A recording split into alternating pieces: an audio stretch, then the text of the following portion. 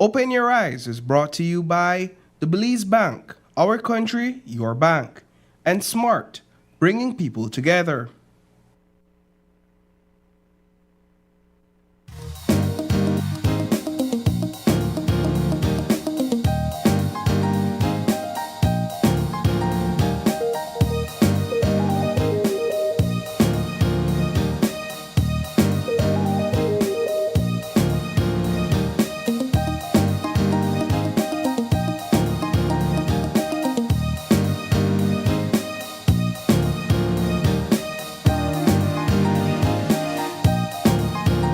Live from the GBM studios in Belize City, it's Open Your Eyes. Start your morning right with your hosts, Sabrina Daly and Isani Caetano.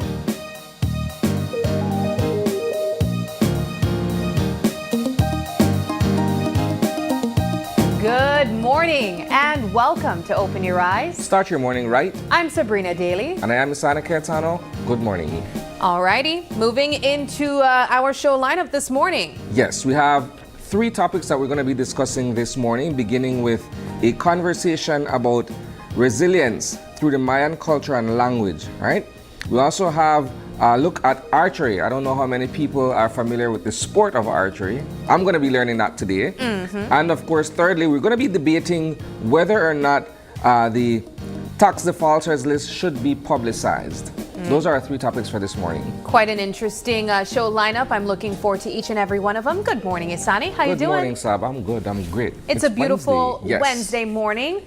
Bit overcast skies. I know this morning we had some showers in Borough Boom, but slight showers, yeah. I'm hoping that it's showers of blessings to start the day beautifully. How are you guys doing?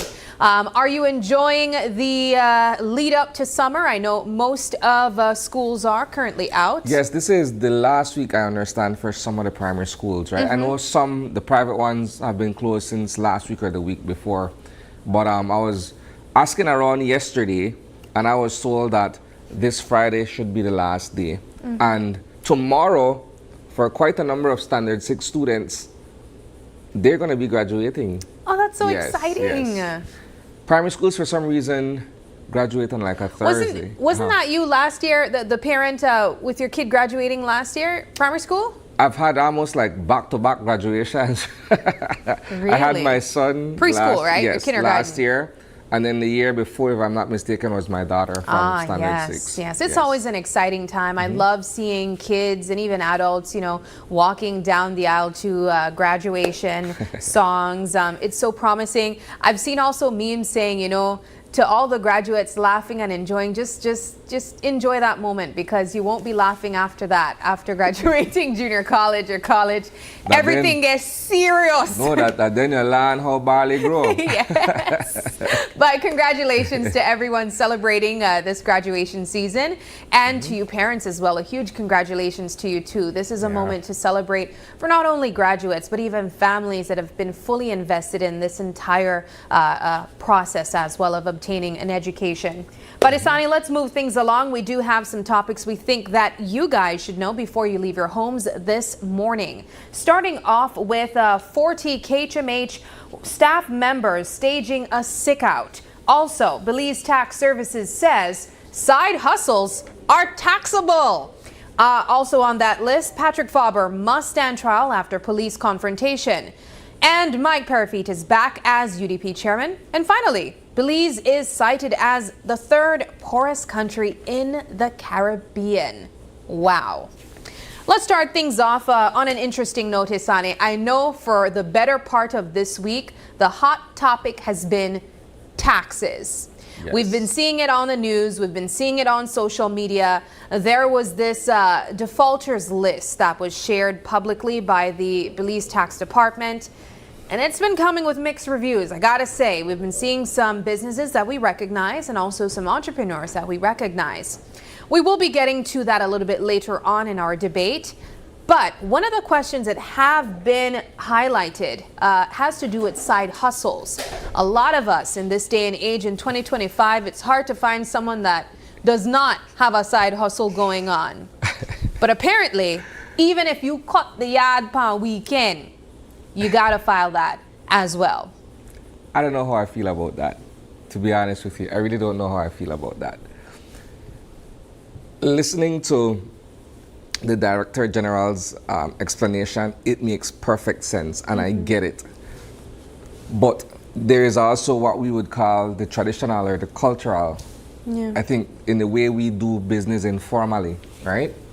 And I say that because I personally hire a lot of people who do quote unquote catch and kill work, right? These aren't people who would fit within an upper income tax bracket type of thing, right? Yeah. These are people who, hey, I can chop your yard for you. I can do small little things around the house. And I gladly hire them. Now, whether or not they should go in and file that they did something for me or I should file for them or how that process works for what we would consider somewhere within the scope of menial labor, I don't know. Yeah. And I'm not saying, like I said, just to repeat, I fully understand what the government's position is. I get it. The explanation was proper. I'm simply saying based on how we do things informally, Yeah. it for me, it kind of tosses things up in the air. And that was my follow-up question. How does that work when it's informal business that is being carried out? Usually we associate filing taxes with having an 9 to established 5, business, right? a 9 to 5, if your business is registered. And so it's going to be interesting to see how that works for side hustles and also how they could track that as well. I don't think that that would be something easy for persons working at the tax department to be able to track. Most interestingly, let's use another example, if I could jump in quickly, right? If you have, like we say, your 9 to 5, and income tax is being deducted out of your salary, but you have a cake business, right? Yeah. Maybe there's a wedding, maybe there's a birthday or something, and you're asked, hey, which a Sam, lot of people have. bake a cake for me, right? Yeah. You charge them $100, you have your ingredients, whatever, there's a cost of the business. Are you supposed to say, okay, you know, I baked the cake this weekend, I can set aside whatever percentage for government? I don't. Even more that's interesting the gray area for me. To that is the use of social media in this, because just like persons who have side businesses where cooking or baking are involved, selling of items online are also a small side venture that people get into. When we think of clothing sales on buy and sell or Facebook in general. And if I'm not mistaken, I saw a post from someone speaking about this. I believe it was actually Andrew Munnings, who we highlighted in the news last night, where he mentioned, or he possibly mentioned, that the tax department also vets social media, because a lot of people use social media as a means to generate income as well. So that's even more interesting when you think of people that are selling maybe items or clothing online and it's not coming from a registered business. How do you go about, I guess, legitimizing that and ensuring that you're able to collect government-wise what you're due? That's interesting, man, because we say, right, a lot of people try to survive. Yeah. And it's not like you're peddling big business in some cases. It's, you know, side hustle, small things, right? Maybe you got a barrel from the States and you don't want to keep all the perfumes or colognes or the shoes to yourself. And you decide, hey, I will sell 5 pairs of shoes out of this barrel. And you go and buy and sell on Facebook and you say, hey, shoes for sale, boom, boom, boom, boom, boom. Maybe the cost of one of those items would probably be like $35. Yeah. So all said and done, you're making a little over $150, nearing $200 or so.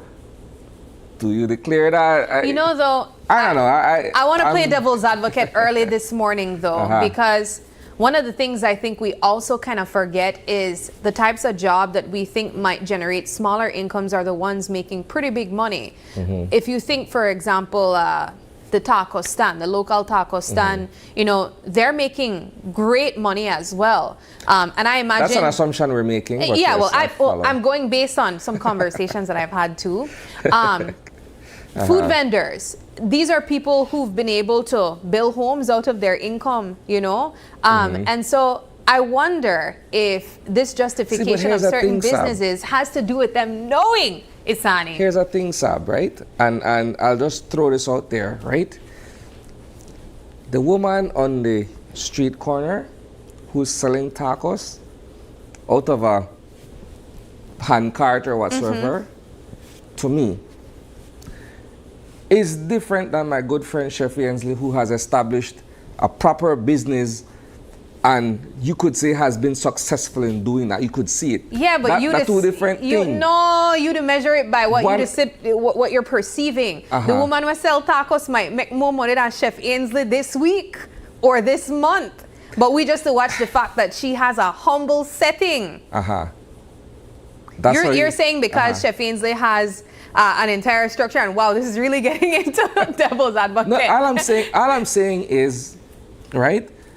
She might be able to give more money to the tax department based on her earnings. Certain things we would say are ostensible. You can see it, right? It's right there in front of you. In some other cases, again, the perception is that it's humble, right? And so in that case, I wouldn't look at the tacos woman who comes all the way from Orange Walk, or the tamales person who comes all the way from Orange Walk with 2 pigtail bucket full of tamales, that they're raking in all this cash. I really wouldn't. Yeah. But if I look at somewhere where someone started small and then you can see the growth, then you could safely say, yo, that person, they make it. Yeah, and some people don't intentionally choose to keep their business like looking humble. For example, some people would choose to operate their business from the comfort of their home versus having a storefront. There's so many nuances to this. I think it's quite an interesting topic when we think of side hustles. I think I still have more questions than answers when it comes to how do you go about documenting that or even filing that. Here is the thing, and again, I'll take the position of the government because taxes need to be paid, taxes need to be collected, and that's what takes care of infrastructure, that's what keeps the government business running. I fully understand that, and it ought to be that way, right? But how the regime is applied is perhaps part of the question here, right? I'll leave that for the debate itself. Yeah. But I'm simply saying it warrants a closer look, right? Because think about this. On that list that was published recently, that's not the totality of people who or businesses who owe taxes. Absolutely That's what not. you would call a microcosm of a bigger picture, right? But within this microcosm of about 12 or so many businesses, the biggest sum, the largest sum, comes from northern fishermen. $8.7 million. And I don't know that that was in 1 year. Yeah. It seems to me that it's something that has accrued over a period of time. Yeah, absolutely. Right? And so even if the fishermen's cooperative was going through financial troubles or what have you, what effort was made to collect at least some or put them on a payment, something. Yeah. Something. Yeah. And I'm saying this thinking big picture, Sab. There is all of this tax to be collected out there. It's just like when we say the KHMH have financial problems, but then a lot of people go to KHMH for services and then they don't pay. So what is the KHMH actively doing to collect on those monies? It's the same argument here, right? A lot of people do business. Some people choose not to pay. Some people lodge perhaps a legitimate argument why they're not paying. They probably feel hard done by the regime, right? But what is the government doing to collect these monies? Yeah, it exists out there, plentifully. I think what is taking place is people go about saying, you know what, the government take long to give me my tax return, so I'm gonna drag my feet with them as well. And I love the point that you mentioned where you look at the fisheries cooperative and the large sum of money that we saw on that list. We have to contextualize that and understand that that's not just for 1 year. Yeah, that's what I'm saying. It may have accrued over a period of time. And the same goes for Andrew Munnings, who we would have spoken to last night and highlighted his interview in our newscast. I believe he said that his business has been running for 5 years. And I think he owes roughly around $200,000. So that gives you probably like $40,000 a year. And so I don't know, maybe the tax department needs to really get stricter when it comes to collecting their monies year in, year out, so that they're not in a position where they have this large sum of money, you know, that they have to try to collect, because I feel like 200,000 much harder for pay back than 40. But that's just my thoughts. It's tough, but yeah, you know, here we are. Alrighty. Well, moving things along, here we are indeed. We are continuing to monitor what is taking place within the United Democratic Party. And also another interesting update came along when we found out that who we call Uncle P has returned.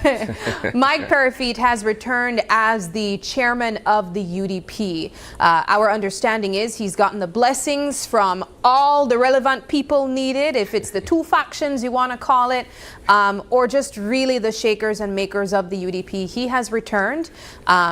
I will say, though, I think what's interesting about his interview is that he didn't necessarily say they are for good. He's saying, I'm here, but if things kind of flip off again... On a conditional basis. I'm going to head out. I will head out. Hey, it's crazy, man. It's absolutely crazy. Okay, I look at it from this point of view, right? And again, solely my perspective. Uncle P resigned 6 days after the UDP were trounced at the polls, March 12th. Yeah. Right? Because Uncle P was the first to resign as chairman, when Shine decided that he was also stepping down, he didn't have anyone to submit his resignation letter to, because the chairman done bongs, right? So who he submitted to? Nobody, in essence. That is what made him realize several weeks later, hey, I can't come back as party leader. Yeah. Right? Yeah. Now, that's an interesting side conversation. Now you have Mike Parafit, who in some circles was hated because of his firm position as the chairman of the party, and he was even seen to be biased and in favor of the Shine Barrow faction of the UDP. I know this because I've been covering the UDP politics it's also been for on a the news. while. Yeah, right?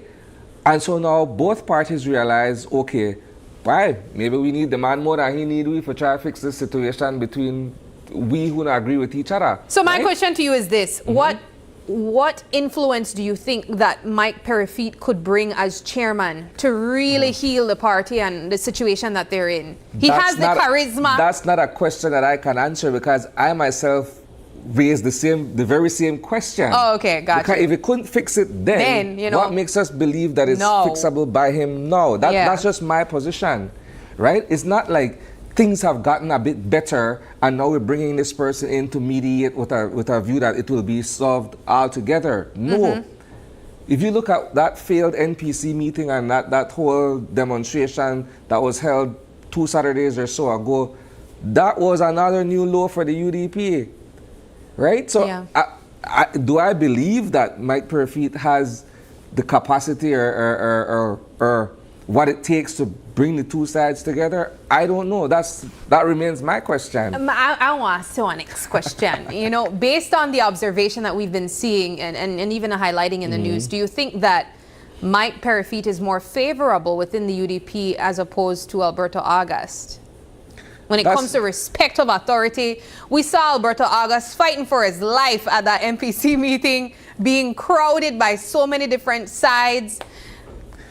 Well, we can't look at it based on the physical aspect of it. Because when you're in the thick of things, as with what happened at the UDP headquarters 2 Saturdays ago, you had a crowd there and there was chaos. That was the order of the day. Yeah. That is different than if you say something and everyone falls in line and carries through. So that's two different things, if I allow me to say it that way. Right? Now, this is the funny thing, in my opinion. The same efforts that perhaps were made by Mike Parafit in his capacity as chairman to try to uphold certain rules or values within the party may very well be the same things that Alberto August, in his capacity as deputy chair or vice chairman, may have been attempting. Yeah. But because it's not favorable to one side, he's looked at as being completely partial and biased towards the other side. And I don't know what the rules or the constitution contains within the UDP, but I know that these people are there to be able to uphold whatever is contained within those articles, right? Yeah. And the funny thing for me is that, when you can take a piece of law or take a rule and bend it how you want so it's favorable to you. I say that because when I talk to both sides, they're quoting parts of the UDP constitution. They know it like the Bible, Yeah, that but the back of their hand. you bend and skew it so that it's in your favor, Yeah. right? And the other side does the same thing. So I don't know that my good friend Mike could come in now and say, you know what, let's set everything aside and let's start brand new.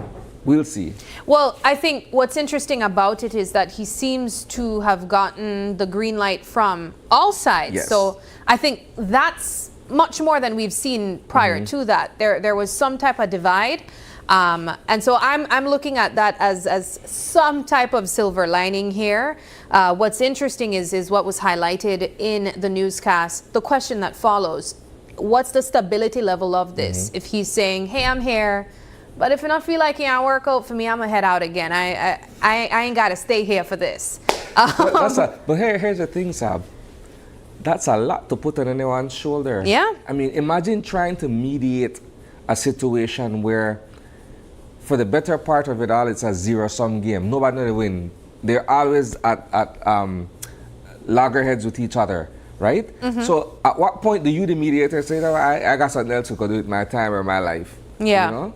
So Yeah. that to me is also part of the I don't question. get paid enough for this.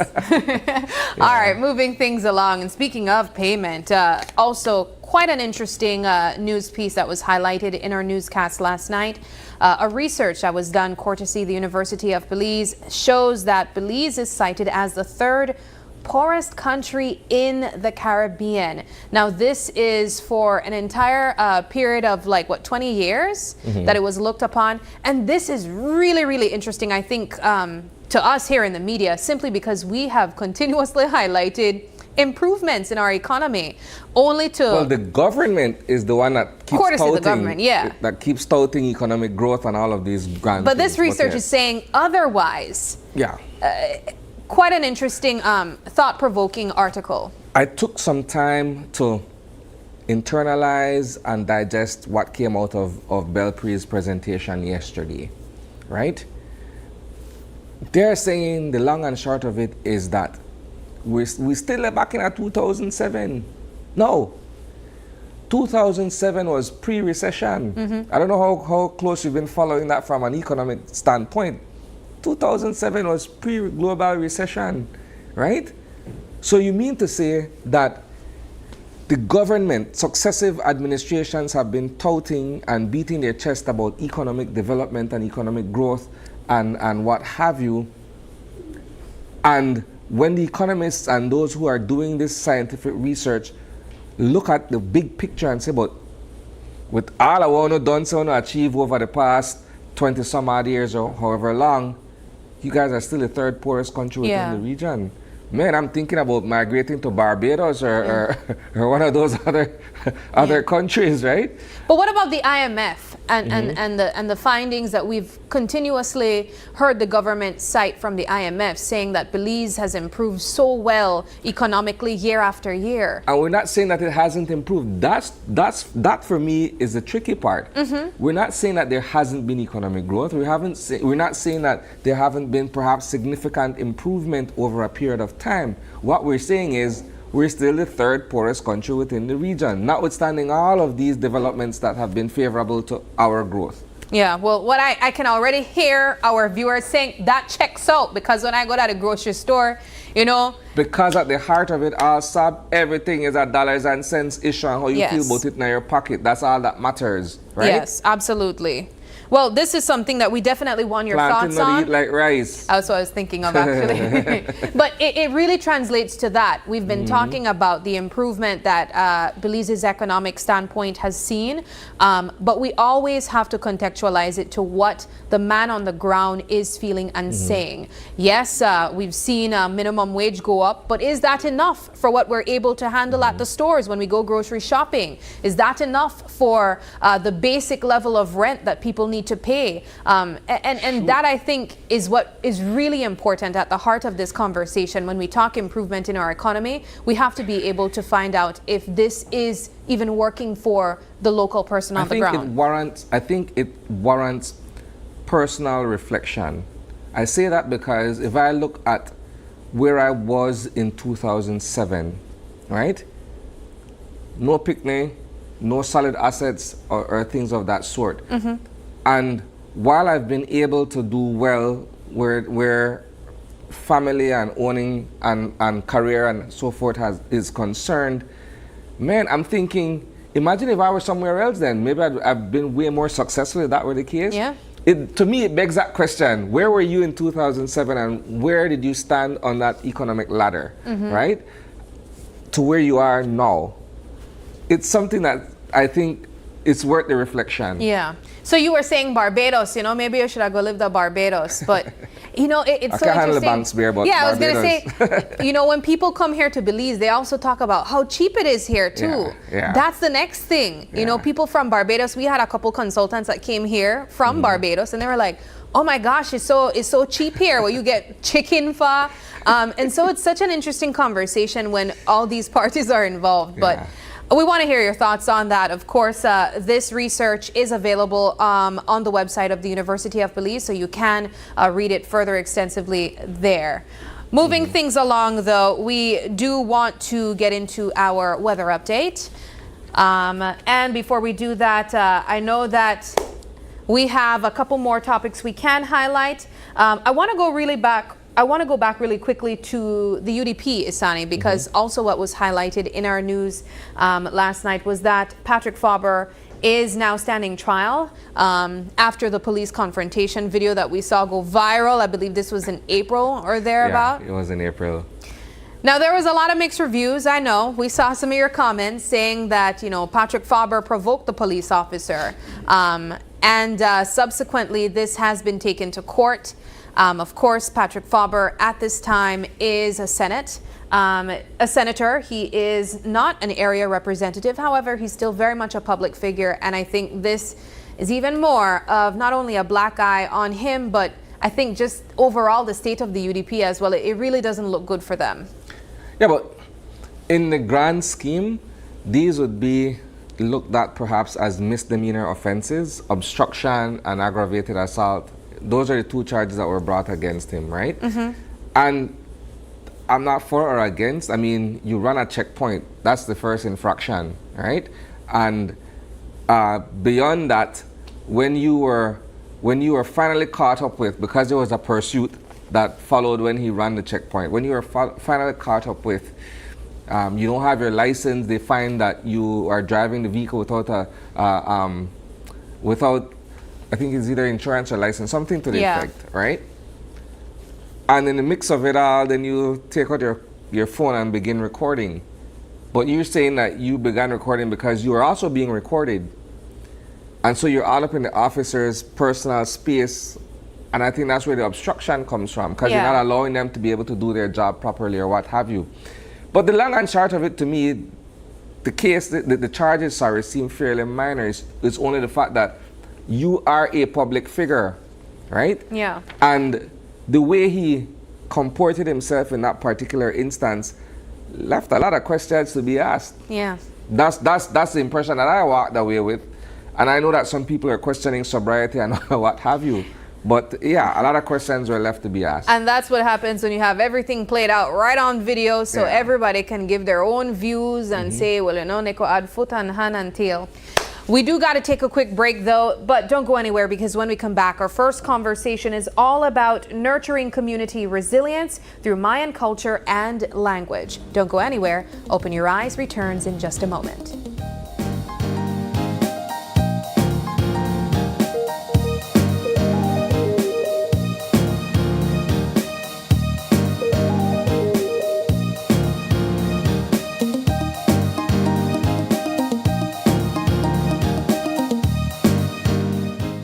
Christian Palma. I'm the owner of CRK Services, and I've been operating this business for 7 years in Big Falls, Toledo District.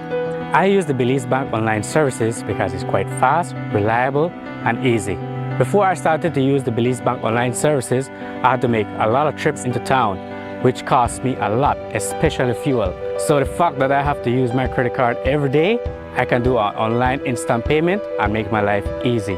My customers can do payments towards me and it reaches in instant. As fast as convenient for my business, I don't have to be up and down. I can do it anywhere I want. I would recommend you using the Belize Bank online services because for you, it will save you a lot of time.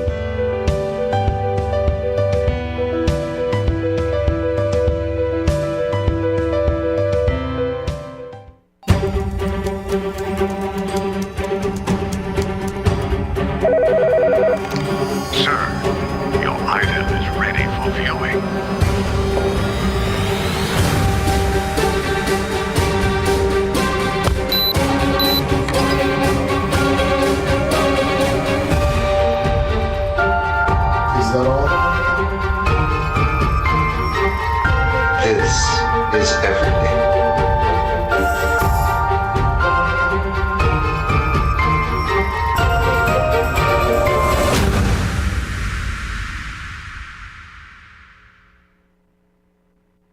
Are you ready for KTV The Remix Season 7?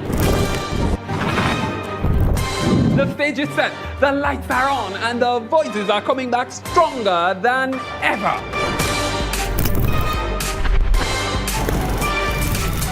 KTV The Remix Season 7 returns on July 1st, and it's going to be bigger, bolder, and more electrifying. New voices, new talent, same iconic showdown. Who will rise? Who will remix? Who will rule the stage? Tuesday, July 1st, the comeback begins. KTV The Remix Season 7, where talent takes the mic. Hi there. Are you on your phone right now, scrolling on social media, listening to the radio, or watching TV? Have you ever stopped to think, what's powering my device right now? You see, electricity is essential for everyday life, powering our homes, businesses, transportation, and of course, that one binge-worthy series that you just can't stop watching. But how does it all work? This season on the What's and Why's of Energy, we're taking you behind the scenes, bringing you the latest updates and answers to your biggest energy questions. My name is Emmanuel Petch, and I invite you to join us as we go live on Facebook and get ready to see energy in a whole new light. Like, share, and follow us to be part of the conversation. Belize Electricity Limited, providing you safe and reliable power when you need it. Unwrap the joy of crystal clear picture and sound from Iowa, the brand that offers you affordability and exceptional quality. Iowa has a wide range of exceptional products to choose from, such as TVs, speakers, headphones, home appliances, and much more at affordable prices that won't break the bank. Enhance your audio-visual entertainment experience with Iowa, and for your convenience, parts are readily available in country for hassle-free maintenance. You can find Iowa products at your local electronics store countrywide. Choose Iowa, the best in home entertainment and household appliances.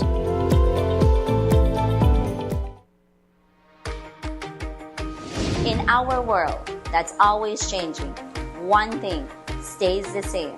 Our promise as Smart Belize to keep you connected. Connected to the moments, the people, and the future that matter most. With every new tower, our service upgrades, and every new smile, we're keeping our promise in building more than a network. We're building a future, a family as Smart Belize. From Punta Gorda to Corozal, we are here not just as a network, but as your partner in progress. We have grown significantly over the past 20 years, and we just keep growing. Thank you for placing your trust in us. We remain dedicated to providing meaningful connections that bring value in every way that matters to you. We continue to bring people together.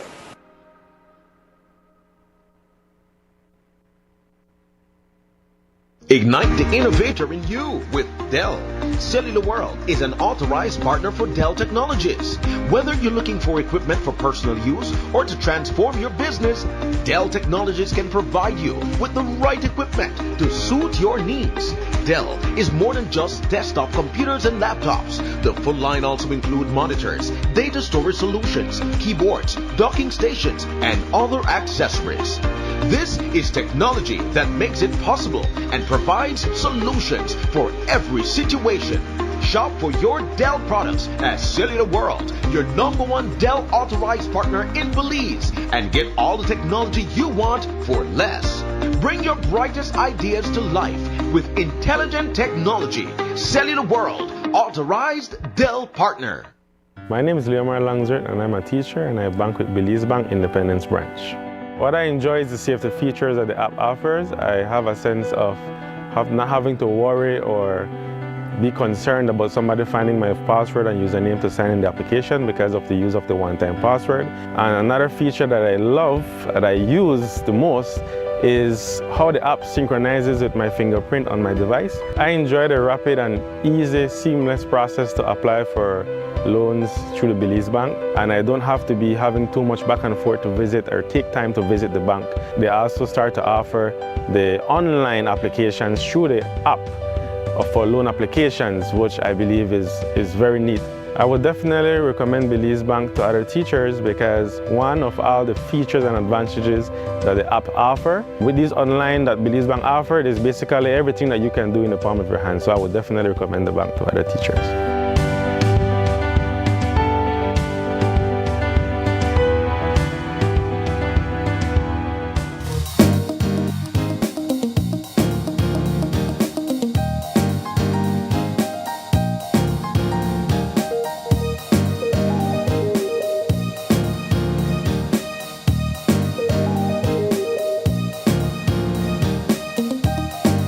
And welcome back.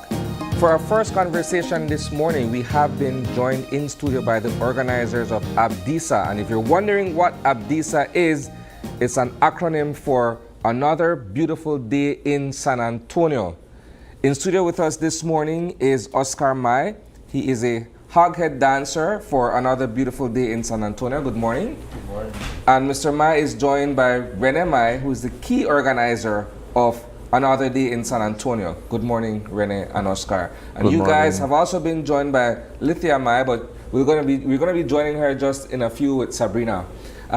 Let's begin by talking about the preservation of the Yucatec Maya culture. You guys are from the Cayo district. Cayo district, yes, that's and correct. It's one of several communities that are of Yucatecan heritage, if I could describe it as such. That's correct. How do we keep this strong part of our Belizean identity going? Okay, so we come from a Yucatec Maya community, San Antonio. I myself am a Yucatec, my brother also, and we're trying to, the Yucatec language is slowly disappearing, and we saw the need to say that we want to preserve the Yucatec Maya, and we want to expose our community, San Antonio village, so that people is aware that what San Antonio has to offer. And they might know San Antonio, they might pass through, maybe going to Caracol and so, but they don't know that it's a Yucatec Maya community. So in 2018, we formed a committee called ABDISA, Another Beautiful Day in San Antonio. And we decided that, okay, we're gonna do an event that promotes the Yucatec Maya culture. And that is where, this is the event that we're planning this Sunday here, June 29th, where we're gonna have a variety of activities, mainly to promote the Yucatec Maya culture in terms, every year we have a theme. This year the theme is language, culture, and food. And we decided food because the Yucatec Maya food is are food that are disappearing. And that yes, maybe we have seen it, we have ate it somewhere, but we don't know the real or the origin of it, where it comes from, or what it entails. So that is the idea of preserving the Yucatec Maya. When you look at Belize's rich cultural tapestry, right? I think as a kid, I was always taught that you have, among the Mayas, I should say, you have the Yucatec, you have the Mopan, and the Quechua, right? What would you say is unique and distinct to the Yucatec Maya experience as opposed to Mopan and Quechua? I think one of it is the language, and also the blending of the two. I would say two similar Maya language, which the Quechua on a whole it's on its own, and then it's the Maya as well. But then the Maya each speak, it's different. Now the Mopan and the Yucatec, there are some words in Mopan that we can actually use in Yucatec. So the uniqueness of the Yucatec is that we could understand two languages, and at the same time a uniqueness with the food. And in our own is that we try, like for example, we preserve food. Like growing up, we didn't have no lighting, no refrigerator, but we have to survive. So what we do is that we have used a lot of fire hut, right? In the fire hut, we used to preserve the corn for planting. We used to preserve the meat, and you could just like a refrigerator, cold. We use the fire hardware, the smoke. The smoke itself would preserve the seed, and also would preserve food for us that we would want to, like, you know, like a typical Sunday lunch. We want meat, but you know, meat doesn't last that long, and so we do preserve it in the fire heart. So our uniqueness is preservation as to and the take care of our food, which is important for us.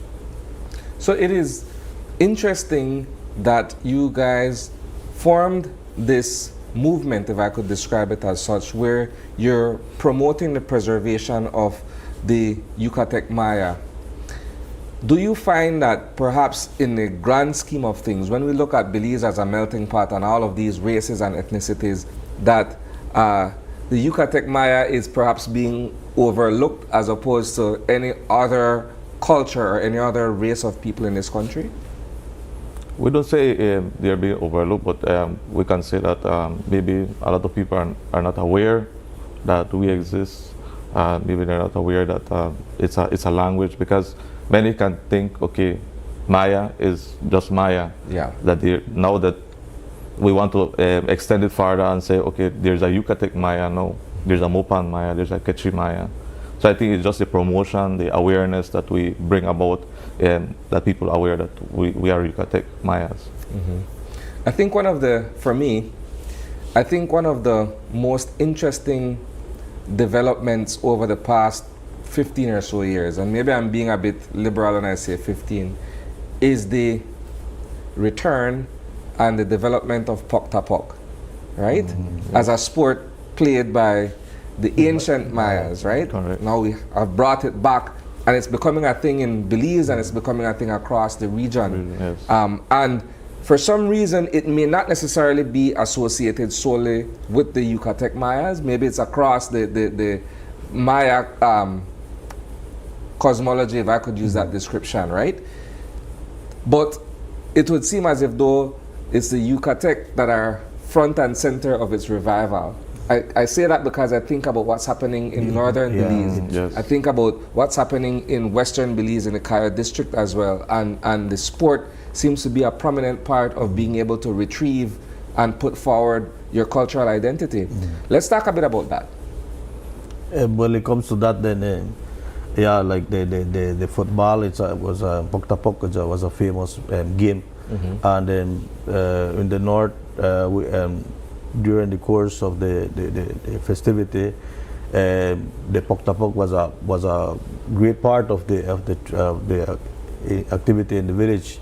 In the feast we're going to have this Sunday, they traveled from up north, go to San Antonio, where they showcase the talent, and actually they were trying to get a team, to form a team to join the to play the Pok-ta-Pok, to revive the culture. Yeah. And so some kids are our younger kids are more interested in that. They wanted to know more about that, and also I would say it's something that the Yucatec is forefront. It's trying to revive again, and we on the other hand we're trying to revive the more traditional with the dances, the food, to try bring back the food. Because right now as kids are growing, you know, they say, oh, they don't want to eat corn tortilla, they don't want to eat the basic, right? They want fried chicken, they want this. So we're trying to show them, no, we could, this is something nice that our ancestors gave us, and we try to bring it back to you guys so that you can enjoy the uniqueness of it, that this you won't get anywhere at home. And then also to add to that, on Sunday we'll be having some traditional games, and in that game comes the pok-ta-pok. Now we have how to say, we have implemented it so that people not only can watch the pok-ta-pok, because we bring the group from up north and they present us the pok-ta-pok. Now on Sunday you will get the chance to play the pok-ta-pok. Wow. So we have like a small setting where we created it, and we created the ball also. So you can form teams of pairs, both, and then each gets a chance to enter the ball, hitting the ball only with the assigned body parts. Yeah. And once you enter that ball, you get a chance to win cash prizes. Wow. So the first team that enters the ball gets a $100 cash prize. Well, I'll have our viewers know it is no easy feat. Yes, it's not. To get a ball in the hole with your hip alone. Yeah. Last year we tried and nobody went away with the cash prize, so we'll bring it back again. We'll have to make the cash prize more attractive. Yeah. Yes. So, okay, let's talk a bit about the language, because that's an essential part. Like when you, if you want to learn about a people, I think the two best approaches, food, music, language, right? I think language is the most difficult of those three. Yeah. It's easier for you to taste something and say, I could identify with this particular group of people, or listen to something and say, yes, I could, vibe with that, so to speak. But learning the language and the syllables and the pronunciation and what have you proves to be a bit more difficult. Let's talk about language and being able to perhaps preserve the idea of speaking in the Yucatec tongue. Yeah, in that regards, you have to have a tongue twister, because different pronunciations, different words would sound similar, but it just you have to do the sound to make it sound to do the expression, right? Like for example, you would say tan. Tan means ashes, and an means stalk. Okay. So you see, it's the accent in the language. The real twist to have the pronounce it better. So the language is something that growing up, our parents amongst we were talking about it, but now we have a blending culture. We have mestizo, we have different culture, and now people are before it's within the culture. People would get married, would know that they have different people. Mostly Spanish, growing up our kids, that's a bit of a challenge, right? To teach our kids because your spouse doesn't speak Maya that fluent, or doesn't have the idea of speaking Maya, so it would kind of be a kind of hard task to teach your kids. Some words they would pick up and some words they would understand, but it's just the fluency of it. It's what gets them to talk it. It's kind of different. You know what's interesting? Because to an extent, perhaps it's the same challenge that we would face as Garifuna and Creole, where you have Maya and Mestizo, right?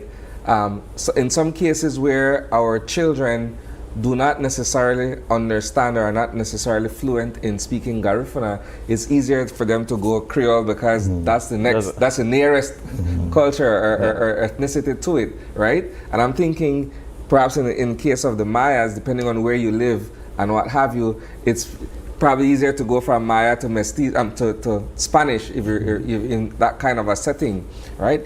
Okay, let's go back a bit here and talk about the music. We're going to get into the food shortly. We have a full display, but let's talk about the music. Is there anything that is standout when it comes to any other music that is performed within the Maya culture? The main one is the marimba, the marimba music, and on Sunday people will get the chance to see the live marimba, the actual marimba played with the wood sticks, and people actually playing the marimba.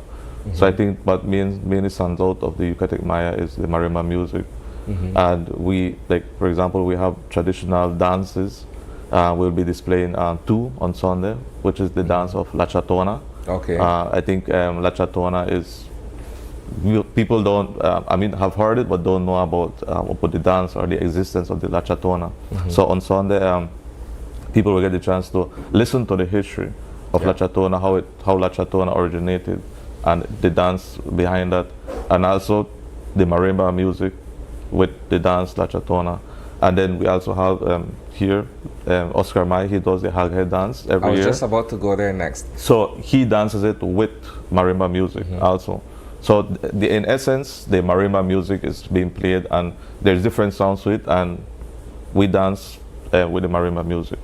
Okay, so Oscar, explain to me what is the significance of the haghead dance. Well, the haghead dance is it's a dance of prosperity, right? And then you would say why the haghead, right? If you know, if you have eaten pibil or what's that, right? You know, with a piece of meat you could feed a lot of people, right? Same thing with the haghead. The tradition is that the haghead, it's doing a pibil, it's smoke underground, and then after the dance, what they do, we have a traditional dish called pol, right? Pol, it's after doing all of that, and after the traditional dance, back then our ancestors used to they would shred all the head into pieces, right? And in that same dish they would distribute it among the people with corn tortilla. So the haghead would feed about easily 50 or 100 people. Wow. Right? So that's why they say it's a dance of prosperity. Because from one head you could feed a lot, and with that then now you blessed a lot of people. So once you have the dance, it promotes that. And you know, with a pig you could do a lot of things. Definitely. No part of the pig waste. Longanisa, smoked meat, pibil, everything. So it's a dance, and during that dance you listen to the marimba, you get into the rhythm, you make the music flow through you, and you just got the dance. And this year, now it's something special for me, because it's not only me dancing, but my kids also will be joining me in this dance for the first time. So that is something that. So that is where the culture continues. Yes, because now you're passing it down to the younger generation, and that is what we want. We want to expose the younger generation to not to be ashamed of the Yucatec Maya culture, but not to embrace it and make it their own, and call themselves, okay, I'm a Yucatec Maya now, to know their identity. Excellent. So speaking about food though, we're going to go over to Sabrina, who's joined by Lithia, and they're going to be talking about the food display and what you guys can look forward to if you choose to attend the event that's coming up this weekend. Sab? All right, and really this is only the tip of the iceberg of what you can expect when you stop in at a beautiful day in San Antonio. I have 2 or 3 really types of foods here on display. One of them I can pronounce. This is corn tortilla, homemade corn tortilla, but this over here is pork meat, and it's called salado. Salado, yeah. Salado. And then there's a tomato mixture here with, I understand, pumpkin seeds in it. What's the name of this? Can we get... Say it again. Sikil Pak. Sikil Pak. Sikil Pak. With the accent, Pak. With Tomato. You have to say it. It's ground pepitos. It's ground pepitos mixed with tomato. Ah, and then it gives you this mixture here. And not only that, but the tomato is roasted tomatoes. So you need to, when you're doing on the fire heart, you throw the tomatoes inside the coal. It smells good. And it gets like really roasted. And then you can mash it and then add the grounded pepitos in it. See, we make it together. But I am excited to try these here. Talk about the first thing on display, which is a salado. Salado, yes. This is the salado where you will cut a piece of meat. You either want it long or short so that you can hang over the fire heart. This is cooked with only meat. With only smoke, I mean. You smoke it until you want it. You can hang it for 2 days. It depends all how you want. Wow, 2 days. Yeah. So it's literally smoked, and it only has salt as the seasoning. Yes, only salt as a seasoning. How do you eat this? Do you eat that separately, or do you pair it with something else? No, you can pair with beans, but we usually eat it with tortilla, with corn tortilla. That is like That is like the barbecue for the Mayan, for example, yeah. Oh, I love that. The barbecue for the Maya. Yeah. All right, and you also brought your homemade corn Yes, tortilla homemade as corn well. tortillas. I mean, come on, we can't come here with store-bought corn tortilla. No, Did you make this yourself? Yes, I make them Fantastic. myself. They look wonderful. All right, moving things along. You actually told me that a popular snack within your culture is corn tortilla with cohoon oil. Cohoon oil. You put the cohoon oil on top of the corn tortilla, and then you put some salt, and that is like a snack.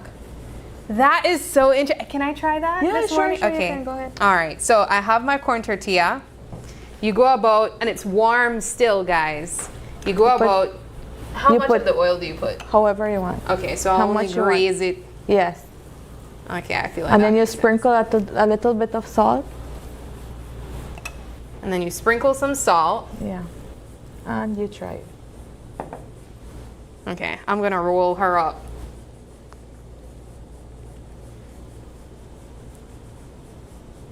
How is it? I can't tell. I taste the salt. I mean, this is great homemade corn tortilla. I love corn anything.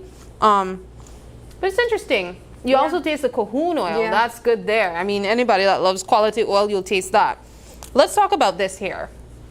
So this is sikilipak, which is made from tomato. You roast the tomato on the same, for example, when we did this, we smoked the tomato at the same time. And then you mash the tomato until you get this consistency, and you add onion, you add the pumpkin seed. When you had to grind the pumpkin seed until it stays like, for example, like the salt. You add it how much you want, and then you season it with the salt, and that's it. And you put some cilantro, and that's it. You can try it with the tortilla also. Pumpkin seeds, what we also call here in Belize pepitos. Yes. Is this a popular type of ingredient that you'd find in foods? Yeah, for example, in this, yes, it's a popular one because you need this to have this.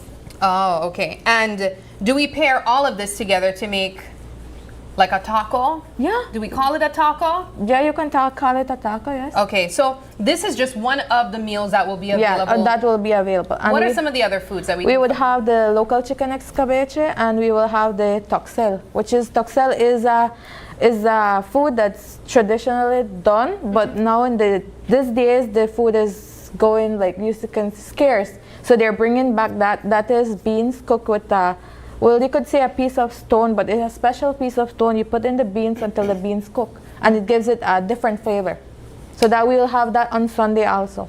Lithia, you clearly come from a family that has embraced your culture. Yeah. But for you, is this something that is deeper than just this one activity? Is it important that people in your community, children coming up, also recognize the importance of cultural preservation? Yeah, it's important. For example, my parents still speak this Yucatec Maya language. So now what we're doing is we're teaching my nieces and nephews to speak the language. And also as how my brother said, he's gonna dance with his kids. So that's a tradition passed from parents to kids so that they can continue doing it. Yeah, your brother also spoke about some of the younger generations not being very familiar with traditional foods. Yeah.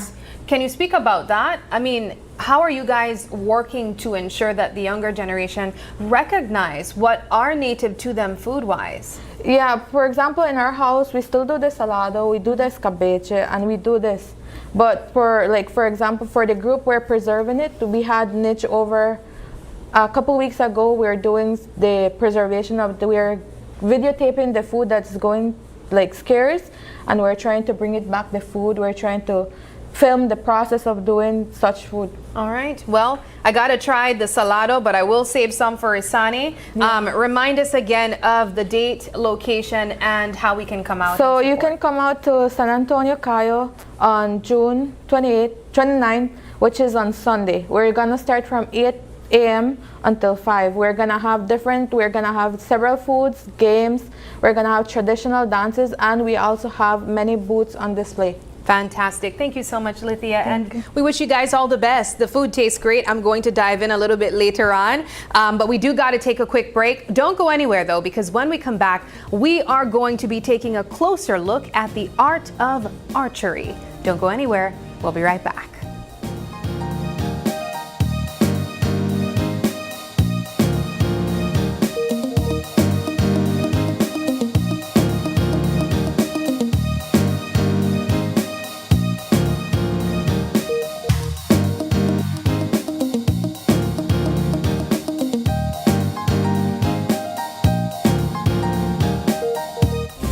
We at Fulltech Systems understand that technology isn't just a tool, it's a game changer. At home, smart devices and AI are revolutionizing daily life. In education, tech is making learning more interactive and accessible for students and educators alike. For businesses and government, it's driving innovation, streamlining operations, and unlocking growth, leveraging tech for better services, infrastructure, and security.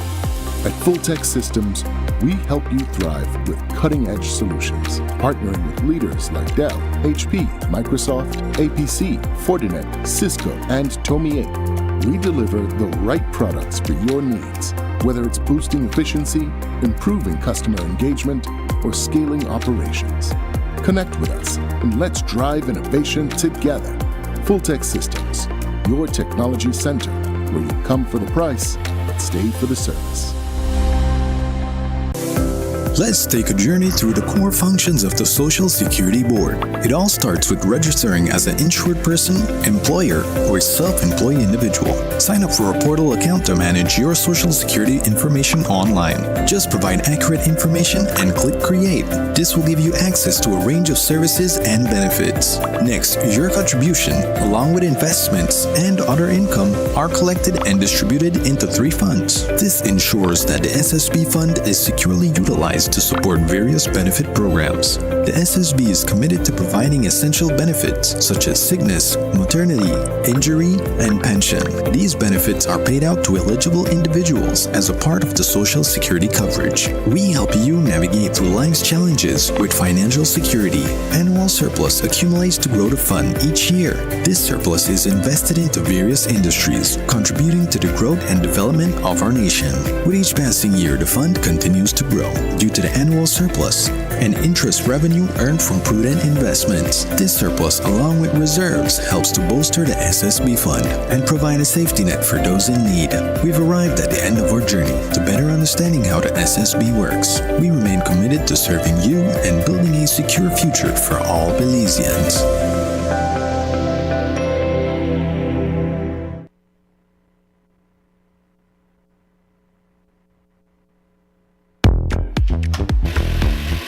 Make light work lighter and quicker with switch technology from Axi Power Tools. Axi Switch technology breaks the bondage of power cords and grants you the luxury of freedom and precision. Switch one battery across all your Axi line power tools effortlessly, allowing for quick and efficient work. Cut the cords. Choose efficiency with Axi Switch technology. Only at Benny's. Quality and savings. In our world that's always changing, one thing stays the same. Our promise as Smart Belize to keep you connected. Connected to the moments, the people, and the future that matter most. With every new tower, our service upgrades, and every new smile, we're keeping our promise in building more than a network. We're building a future, a family as Smart Belize. From Punta Gorda to Corazza, we are here not just as a network, but as your partner in progress. We have grown significantly over the past 20 years, and we just keep growing. Thank you for placing your trust in us. We remain dedicated to providing meaningful connections that bring value in every way that matters to you. We continue to bring people together. Are you ready for KTV The Remix Season 7? The stage is set, the lights are on, and the voices are coming back stronger than ever.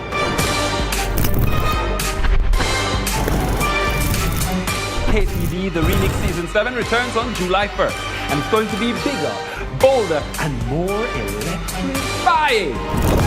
New voices, new talent, same iconic showdown. Who will rise? Who will remix? Who will rule the stage? Tuesday, July 1st, the comeback begins. KTV The Remix Season 7, where talent takes the mic. My name is Carlton Flowers, and I'm the owner of Back to My Roots Art from the Heart, And in this store, I produce a lot of handmade ornaments. Before I had access, it was a big problem because the tourist doesn't carry as much cash. We needed to have the machine to make the business a success. Dealing with the machine, I don't have to take time out from the store to go and, or send people to go to the bank. I would recommend Belize Bank digital service because it has done a lot for me personally. It has done a lot for my business. It helps me with paying my bills online, and I really appreciate that the staff took time out and teach me what I needed to get done. So I'm very happy that now I can do it confidently on my own.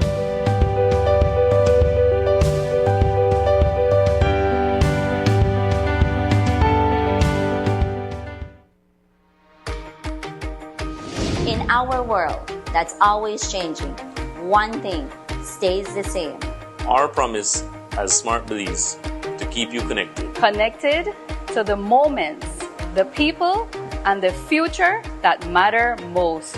With every new tower, our service upgrades, and every new smile, we're keeping our promise in building more than a network. We're building a future, a family, as Smart Belize. From Punta Gorda to Corazza, we are here not just as a network, but as your partner in progress. We have grown significantly over the past 20 years, and we just keep growing. Thank you for placing your trust in us.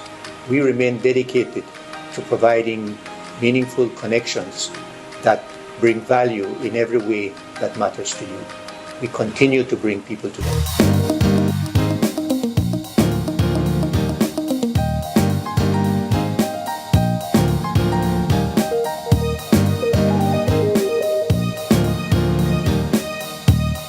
Welcome back to Open Your Eyes. This is our second conversation, and as we mentioned, it's all about learning archery. We are joined this morning by Kenrick Logan. He's the founder of Rescued Belize Center Shot. He's also joined by Millie Castillo and Kenrick Logan as well. They're also students, but there's a deeper story behind this morning's conversation and demonstration that we are going to be showcasing. Kenrick, you are a pastor. Yes, ma'am, you also are heavily involved with young people. You teach archery, but you also ensure that there's some level of life skills and teaching going back to the Bible connected to these interactive moments that you have with young people as well. Yes. Let's begin with the type of work that you're doing and why you have decided to, one, introduce archery and connect it to your own spiritual journey.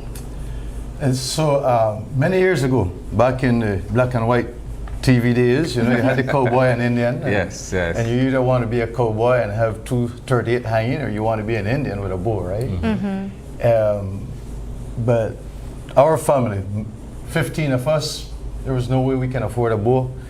And at some point in time, bow and arrow was actually on the endangered weapon list in Belize. Somebody rewrite the law, and I was waiting for that moment. So I was 30 plus years when I had my first bow. And ever since then, I've always been working with young people and worked with young people all of my life. I am a builder by profession.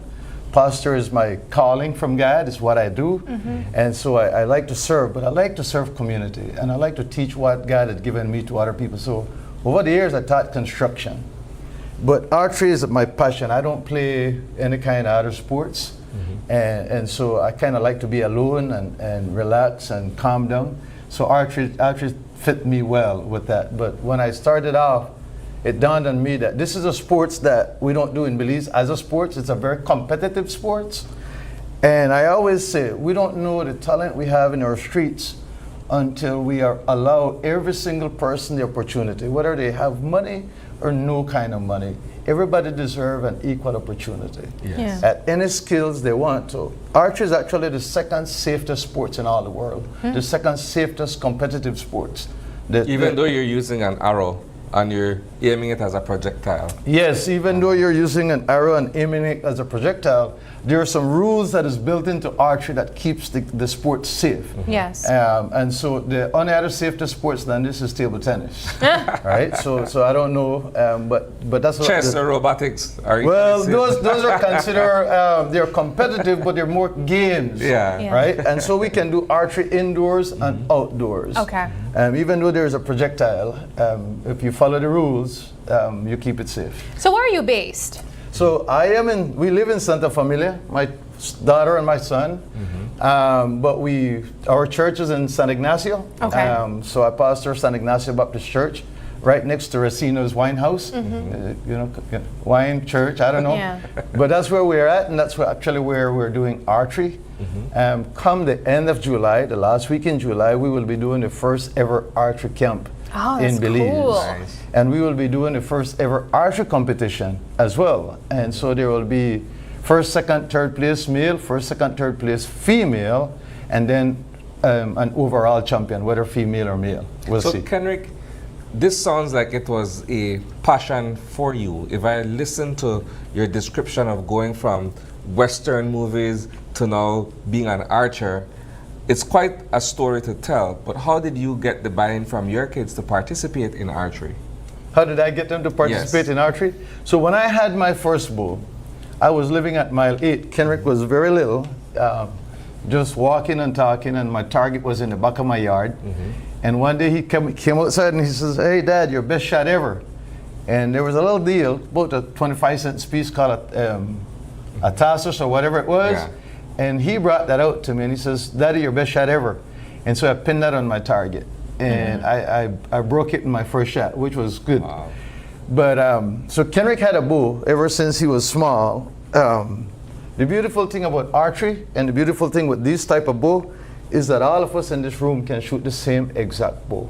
And so archery is a very mental game. It's not just a physical game, it's a very mental game. And so you have to be focused, you have to be just always paying attention, because you'll have your good days, you'll have your bad days, but because it's such a mental game, it is ideal for young people. It challenges them to stay focused. And it builds some physical skills that they can use all through life. Yes. And if you get somebody to be focused early, they'll stay focused through life. You can help them to stay focused through life at whatever they want to do. Archery is just one of those things. Well, we can't take your word for it. Let me be honest with you, right? My knowledge of archery, the little that I do know, comes from fairy tales, right? I used to read Robin Hood. Robin Hood, that's right. Way back in my days, Robin Hood. That's one, right? And the second one was I read somewhere as a child, right? With the illustrations in the book itself, where there was this individual standing and an apple was on his head, and the archer was supposed to shoot the apple only and not the physical body of the person standing there. That's a little that I know about archery. Yeah, so archery has its own set of rules, right? Our target behind you there, that's an international target, it's an Olympic target. With all of those rings, those are your score rings. And so if you're on the line, if you're in the total white, you're 0. Yeah. If you're in the first black line, you get the first number, which is 1. Yeah. Right? And then so 2. Right. All the way to 10. All the way to 10. Okay. And that's how you will score it. You will score wherever the arrow hit and stays, that's your score. So you will total those up. Well, you spoke about the benefits of archery, especially when you start young. But we can't take your word for it alone. We have to ask the young people that you brought with you. That's right. Let's get Kenny into the conversation, simply because you're the oldest of your siblings here. You think so? You think so? Oh my gosh. Surprise me right now then. Is Millie older? Millie is older. Whoa! Millie, let's get you in the conversation first then, girl. What brought you to be interested in this sport? The part about shooting. Ah. I like the part about shooting. How long have you been practicing this? We started a few months ago, I think. Okay. Shooting bows. Okay. Do you see females often partaking in this? Yes, we have females. Okay. We have the youngest female is 7 years old. Oh, that's interesting. Okay. All right. Well, Kenny, the youngest one. Let's get you in the conversation. Your dad spoke about the moment. I guess you had you had a bow very early. I had one at around 6 to 7 years old. Okay. So that's when I started my shooting. What is it about archery that you enjoy? Honestly, I'm not a sports guy. I'm not a baller or a football player, and so I don't enjoy any of that. So when this came around, and I knew that I could, stand in one spot and shoot over and over 5-6 hours a day, I was like, this is for me. Yeah, 5-6 hours a day. 5-6 hours a day, yes, ma'am. When I was younger, and I had all my equipment, I would come home after school like 3:30, 4 o'clock, and I would spend from about 4 to about whenever it started to get dark, just shooting my bow over and over. Yeah. So, without firing an arrow, can you show us form in terms of how you hold the bow and that sort of stuff? Yeah, so there's 11 steps to successful archery. The guy who developed the 11 steps to successful archery holds the most Olympic gold medal as a coach from the US, and he came around and he developed this program. So I am actually certified under a program called the National Archery in the Schools program, which is in the US, but it came through a ministry called Center Shot. And so that is why it's Rescued Belize Center Shot. Rescued is the name of my ministry, which should have catered only towards young men. And then a young lady at church says, "Pastor, does girls shoot bow too?" So I couldn't, Pastor, we can't lie. Yes, girls shoot bow. So we brought the girls in. It's fun. And so our first, one of the first things we do is actually, we try and figure out your dominant eye. You may be right-handed, but you may be left eye dominant. And so to figure that out, it's a simple deal. I am right-handed, right? And I've been shooting right-handed for forever. But I actually am left eye dominant. And so what do we normally do when we start with, that's the first class basically. We will get the kids to, or anybody in archery to put their hand like that. And then we can ask the guy behind the camera over there to tell us which eye he see when I put this over my face.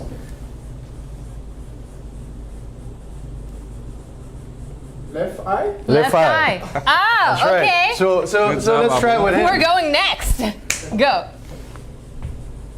Yeah, I can see the same left eye. Okay. Are you left-handed? I'm right-handed. See, he's right-handed, he's left eye dominant. I feel like I could tell you already which eye it is, but you tell me, Abu. I see the same left. Yeah. All right, so you're left-handed? I'm right, but I could see better from this eye. All right, so exactly, and that plays a crucial role because in archery, when you can shoot, it's better to shoot with both eyes open. You have a better view of your target, you have a better balance when you stand, and then you also have your peripheral vision. Remember, you have other people on the same line with you. You want to be able to see what's going on here. Nothing is wrong shooting with one eye closed. In fact, if people can't shoot with their dominant eye, we don't force that. We just try and encourage that because of the benefit of it. So that's your first thing. The next thing we try and figure out is your draw length. Right? How far is your draw length? How far back you How far back? Because all of us is different length. So this string will go back to suit me, but it will also go back to as far as Millie needed to go back. Okay. Right? So we figure out the draw length, and we use what we call a string bow. And that string bow is for our second lesson. So I will create a string bow. I'll give you a piece of string. Kenrick, you have yours?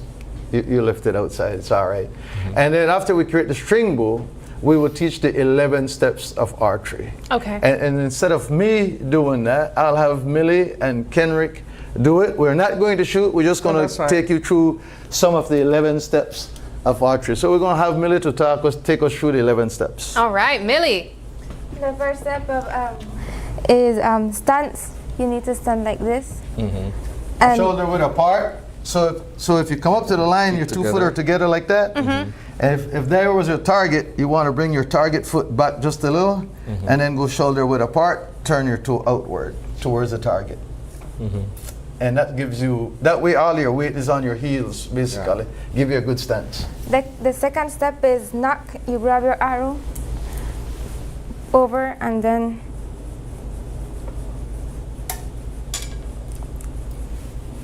have it resting. Okay. And then the third step is draw handset.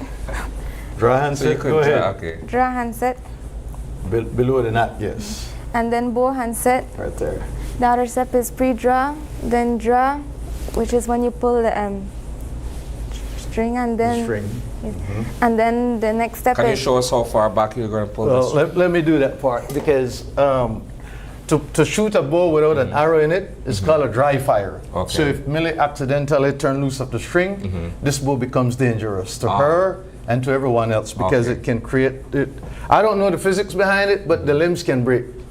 It doesn't look that much. So, so when Millie was talking, she was saying, draw hand set. This is my draw hand. This is actually a right hand bow, right? Okay. So I'm shooting with my right hand. That is why. It's not the hand you hold the bow.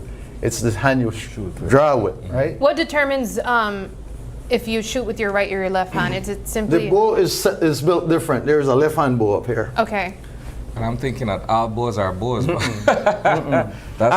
go through, if we have time, we'll go through the last part is the parts of the bow, and then we'll explain that. All right, so draw and set, basically you have joint, and then just beyond the joint in the middle finger. Gives you an even draw hand set, keeps the string from rolling.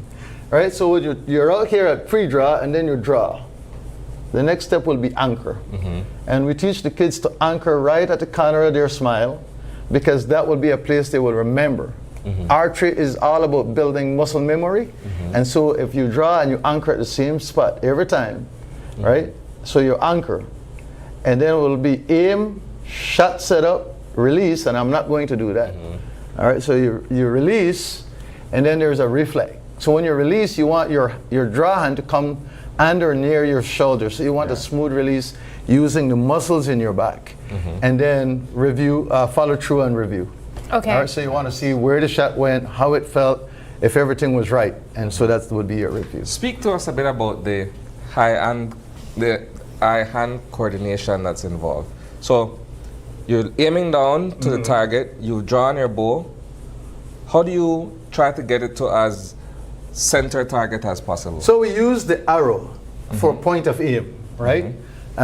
So if the arrow is attached onto here, you want to look down the shaft of the arrow, right? So that's the shaft of the arrow. That's where you will look at. Whenever you're up here, you're going to be looking down that shaft and where that goes. And you can cheat that. You can actually cheat that with your index finger. Because where your index finger point, that's where you're going to shoot. Right? And so that's a way to cheat that. But that makes it sound easy to actually like get a perfect shot. Just follow the arrow. But at the same that's time, so easy. Right? Easier said but at than the same done, right? time, what a lot of people tend to do is to over grip. Because they're afraid that the bow falls out of their hand. Right? But you don't have to over grip. Right? You can. Is it heavy? No. Can we? Okay. There you go. This is kind of heavy. So that's a full size, and then that's a mini. Yeah. So the draw weight on this is 20 pounds. And then we can turn the draw weight down by undoing these screws to 10 pounds. What's the difference between 10 and 20 now? It's just easier to pull at 10. No, it's going to go the same distance. This bow is designed to go the same distance. On the mini, the draw weight is a little bit lighter, and the target for the mini is a little bit softer. So the impact will make sure that the arrow stay. Our 7-year-old is shooting at 7 yards. Doing pretty good. She's actually doing really well for a 7-year-old female. At that. She's the only 7-year-old we have on the range. That covers a distance of about 21 feet, right? 21 feet, yes. So in competition with this style bow across the U.S., there's a 10-yard line and a 15-yard line. And that's quite a bit of a distance. But if you're doing, bows they go all the way up to 60, 70, 80 pounds, 90 pounds. Wow. And the distance gets to be 100+ yards. If you're good with it. And so it's a beautiful thing. Can we have Isani try a demonstration? What we will do, I'll invite you guys to come out on the day of competition. We don't need to shoot. I just want to see if Isani knows how to follow the steps. All right, there you go. Where's your string, Millie? I don't know. Let's try a thing here. And we still want to come as well. Yeah, you better show up. All right. Okay. So you have stance. Form first, right? Yeah, stance. There you go. And then knock. Knock is when you pick up the arrow. The arrow are in quivers, and so the quiver will be probably over here. And you'll pick up the arrow below the vein. This is called the vein, or the fletching. And you go over the top like that. And basically the odd color vein face you. It goes below that right there. That's knock. And it sets on this thing? That's the arrow rest. Okay. And so I aim down the sight, Right. both I eyes feel though. like your hand Right. is too low, Isani. Well, it's going to come up. Soon as he pulls to anchor, it's going to come up. Draw back, Right. come to my mouth. Anchor, aim. And fire. Aim, yes, shot set up, release, follow through and reflect. Yeah. All right. Look at that. Do you think that this is a sport that you could have possibly gotten into? Well, if I go back to my childhood, we used to use coconut, the straw from the Slingshot? coconut leaf, right? Uh-huh. But it wasn't as elaborate as this setup. We use slingshot. Me too. That's why I grew up on a slingshot. I used to make my own. Yeah. You know, our kids in this nation needs every opportunity they can get. Yeah. And archery, the biggest expense in archery is it's a one-time expense. Basically, you just get your equipment, right? Yeah. And after you get your equipment, one of the beautiful thing about it, you can shoot an arrow 3 hours and go get your arrow for 3 hours. Yeah. Unless you do a Robin Hood, right? And then unless you bend an arrow or you cut the fletchings off, but then we have repair kits to replace the fletchings and replace the knock on the arrow. And so it's not. It's a little bit pricey at the startup, but then it'll follow you through a lifetime. So you are having an event, and there's also a competition that will be involved. Yes. Remind us again of the details of that and how people can get involved. So this event is catered to 30 kids. We have 5 coming from Orange Walk, some people that I have worked with. These kids have worked with their parents when their parents were young people. Yeah. And now they're like grandchildren. But they're having some issues, and so I was at the church in Orange Walk, and I told one of the ladies, I says, I'm going to invite 5 of your boys. And so 5 boys from Orange Walk, we have a few from in and around Belmopan, and we have the rest is coming from San Ignacio. Okay. The event starts, we go to camp on the 27th of July. And we go right up until the 30th of July. And so the kids will be learning all of what we just talked about, and then they will eventually compete the last day of camp in the afternoon. Is this boarding camp? Yes, this is a boarding camp. Okay. And so I am certified. I have 4 other guys, 4 of my friends coming from the U.S. that are also certified. Yeah. Because under this program, we have to be certified. And we have to keep certification, yes. Well, this is just part of our setup. We have a catchment net, so the arrow doesn't go through the net, and we catches the arrow, and then we have whistle command that we have to follow.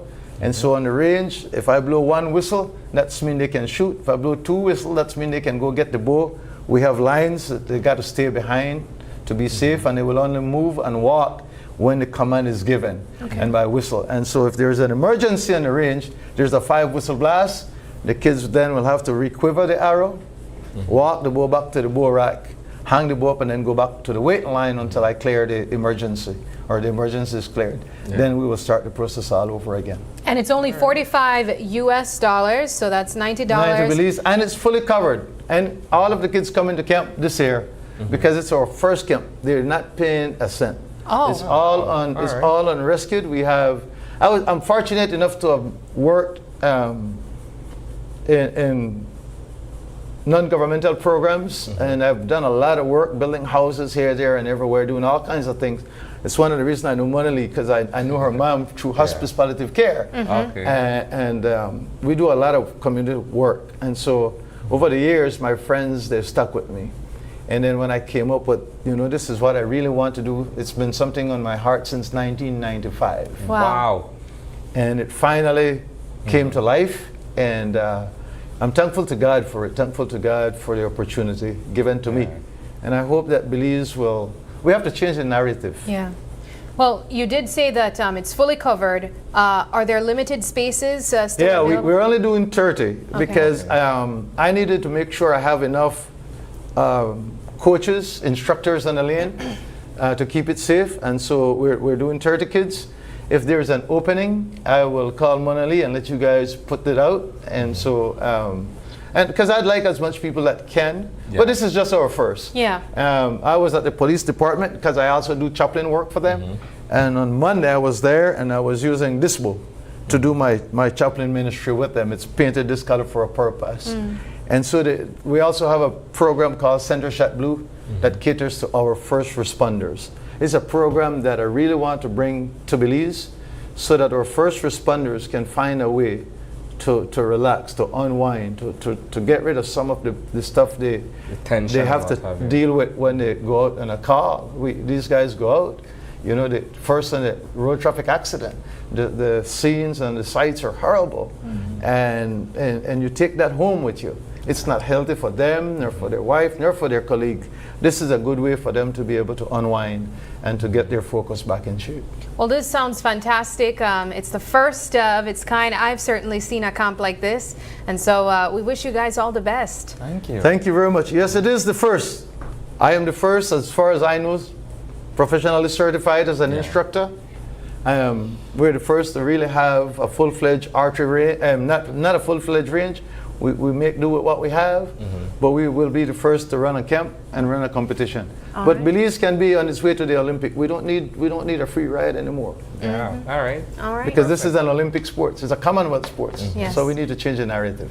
Fantastic. Brilliant. All right, we take a quick break, but don't go anywhere because when we come back, this morning's Devil's Advocate topic is, should the Belize Tax Service be allowed to publicize tax defaulters? We are going to be talking about that, and of course, we want to hear your thoughts on that too. Don't go anywhere. Open your eyes. We'll be right back.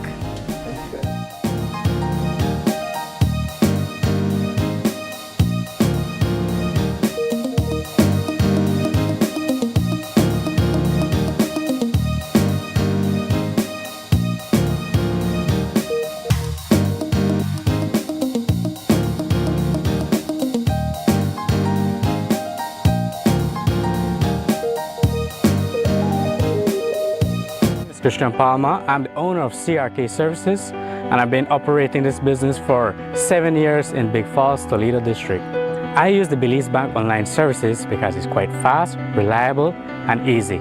Before I started to use the Belize Bank online services, I had to make a lot of trips into town, which cost me a lot, especially fuel. So the fact that I have to use my credit card every day, I can do an online instant payment and make my life easy.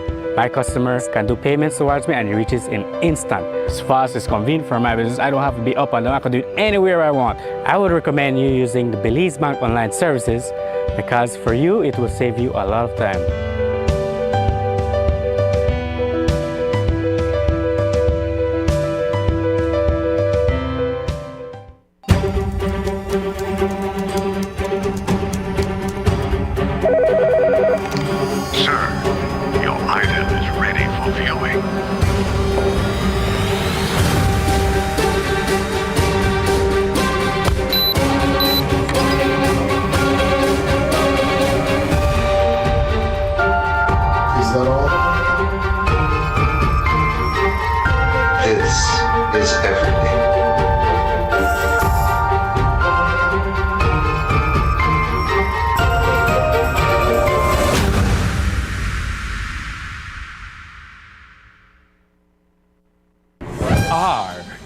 Ready for KTV, the Remix Season 7? The stage is set, the lights are on, and the voices are coming back stronger than ever.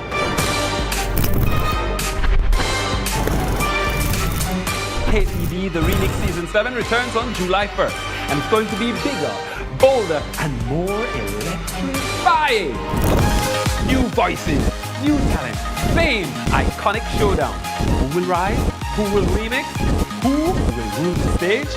Tuesday, July 1st, the comeback begins. KTV, the Remix Season 7, where talent takes the mic.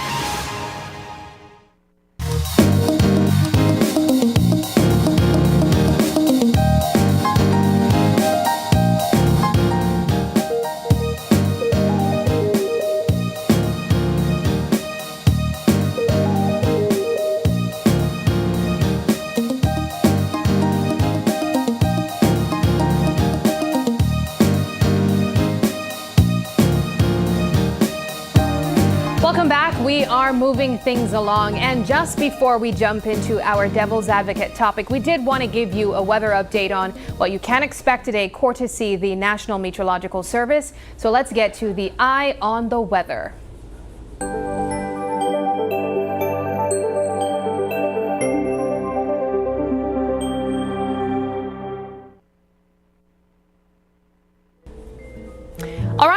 Today's weather forecast calls for sunny skies today with some cloudy spells. Tonight, skies will be cloudy to overcast. Some showers, thunderstorms, and periods of rain will affect most areas as the day progresses. Moving into today's temperatures, coastal areas will experience highs of 85 degrees Fahrenheit along the coast with lows of 77 degrees. Inland, though, will be experiencing slight higher temperatures with 89 degrees Fahrenheit and 72 degrees for the lows. The hills, though, promises to be much cooler, and I imagine so even with the showers expected to come along. The hills will have highs of 78 degrees Fahrenheit and a low of 67 degrees. In our extended forecast, Thursday, Friday, Saturday, and even Sunday will experience temperatures of in the 80s for highs and lows of 77, 75, and 80 degrees on Sunday. At nighttime, though, it is tending to go as high as 86 degrees Fahrenheit and even 93 on Sunday with lows of 70 degrees. Moving things along our astronomical forecast, the sun rose this morning at 5:20 a.m. and is set to set at 6:30 p.m. The moon rose this morning at 5:20 a.m. and is set to set at 7:10 p.m. For our marine conditions, the sea state is choppy and the winds are blowing from east to northeast at 10 to 20 knots. Today's tides, a high tide is set to take place at 9:10 a.m., a low at 4:52 p.m., another high at 11:06 p.m., and tomorrow another low at 3:38 a.m. That does it for our Eye on the Weather. Isani, I'm going to head over to you in just a second. I know we have a topic to jump into for Devil's Advocate.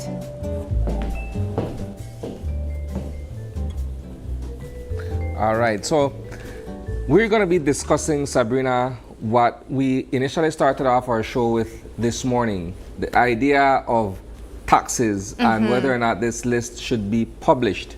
It's the second publication from the Belize Tax Services. The first one was back in 2023, if I'm not mistaken, right?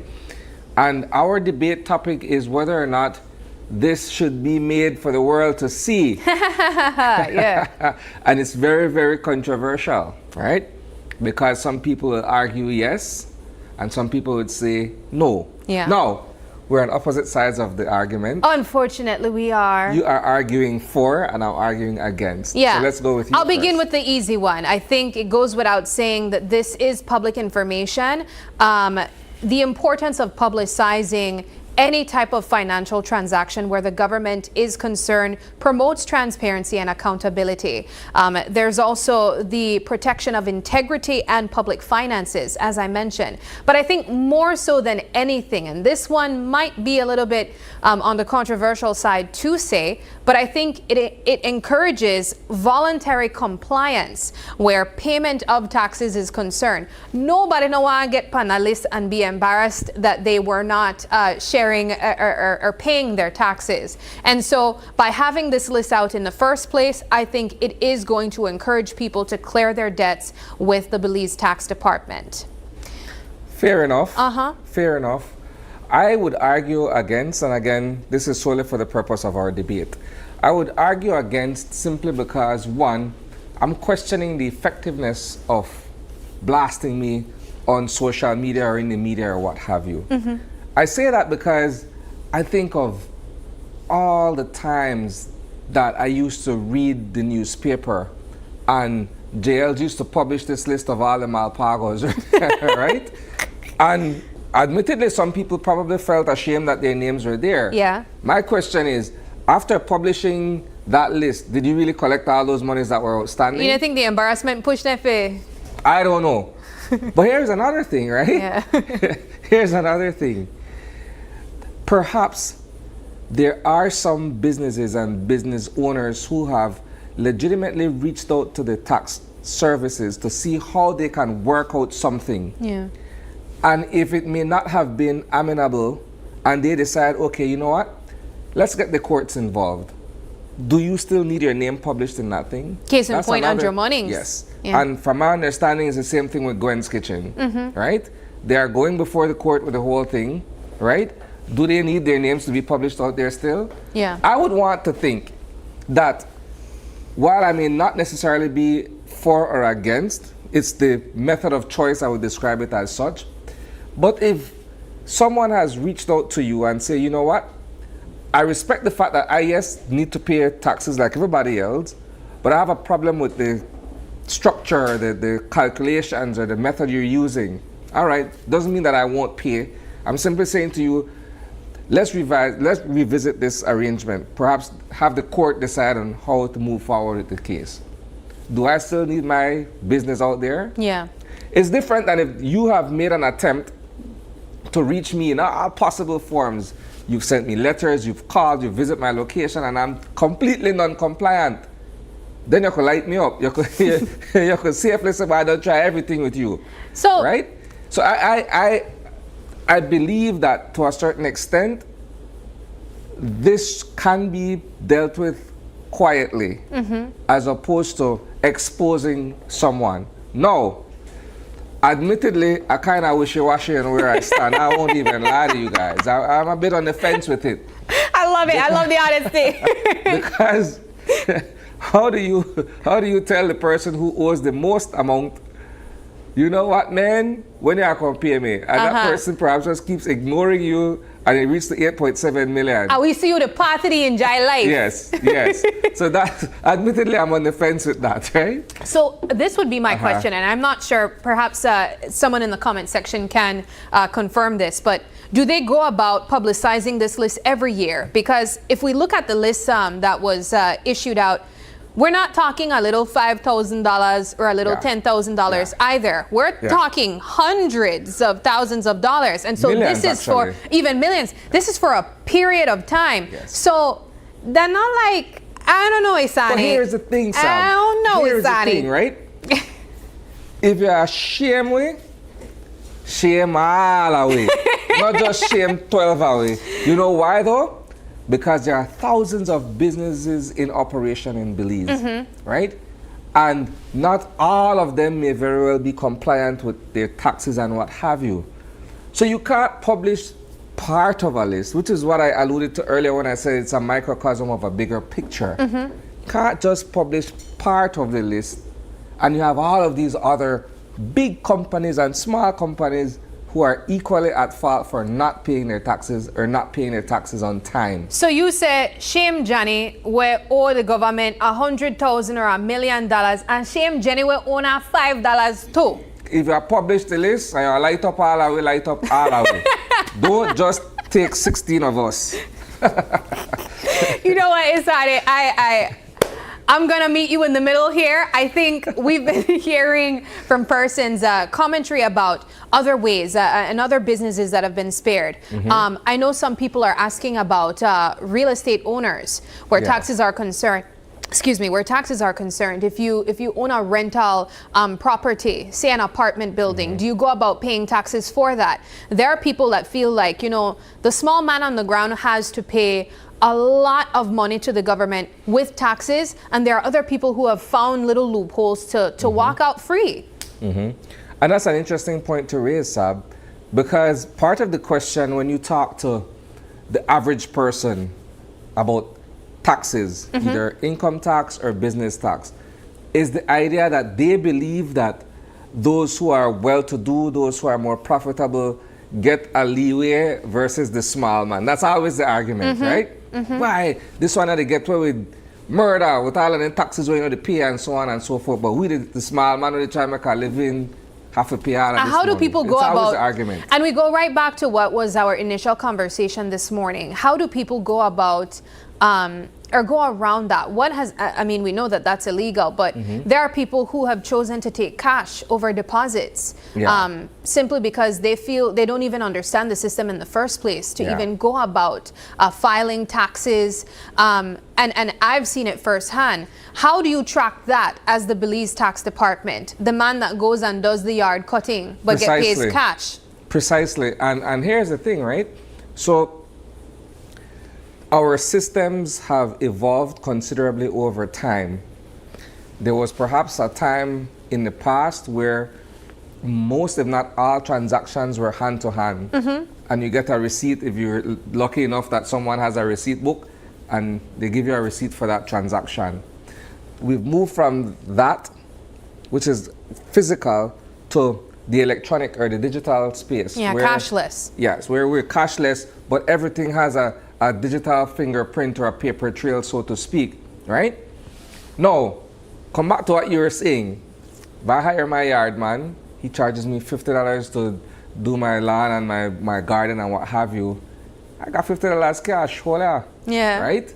I budget in my mind that this weekend when he comes, I'll have the $50 available. Now, do I give him a receipt? Does he sign to say, well, okay, this is my income tax number or whatever it is that they're doing there?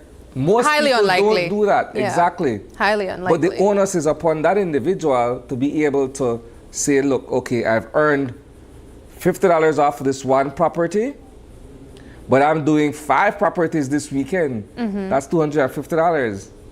What part of it is for the government of Belize? Because at the end of the day, that $250 what you earn versus whatever my salary is, I'm paying income tax on my earnings because, as I also said earlier, those revenues go to government to carry out the business of managing the country's affairs. Yeah. Right? So your $250 this weekend exempt and mine's not exempt becomes a legitimate And that's the argument. nuance of it that I think is very tricky and really puts the Belize Tax Department in a peculiar space, because some people will be able to track their spending or their earnings a little bit easier than others. And that's really the double-edged sword too of technology, if you think of it. When we think of social media spaces, the way that Mr. Munnings expressed that apparently the department has been able to track and see, I guess, I don't know, maybe how many funerals he was able to have for the week, and to see if that would match whatever finances or statement that he would have submitted. It's really tricky when we think of how social media has evolved for our benefit, but some might also say for our detriment as well. So I'm venturing away from our debate, right? But it's a question that crossed my mind when I saw the list. And again, I'm not for or against, it's just an observation that I'm making. I would have been wanting that the person who came up with this whole idea of the eco-friendly solutions would have gotten some sort of an incentive or something sweet, because we're moving in a direction where we're quote-unquote eco-friendly. Yeah. Right? I'm not saying that that person should or should not pay his or her taxes. I'm not saying that. I'm simply saying that, was there any consideration, given for this kind of an initiative? Yeah. Right? And that's one of my questions. All right. Well, we want to also know what other questions you guys have. Of course, this continues to be a hot topic and heavily debated as well on social media platforms. And so that does it for our Devil's Advocate discussion. We do want to move into some motivation because, I know, taxes really have us feeling all in a funk after that conversation. But this morning's motivational moment goes like this. When you have a dream, you got to grab it and never let it go. Carol Burnett. When you have a dream, you've got to grab it and never let it go. A little bit cheesy, but we'll take it. We'll take it on a Wednesday. Alrighty, we're going to take our final break also, and when we come back, we wrap things up. Don't go anywhere.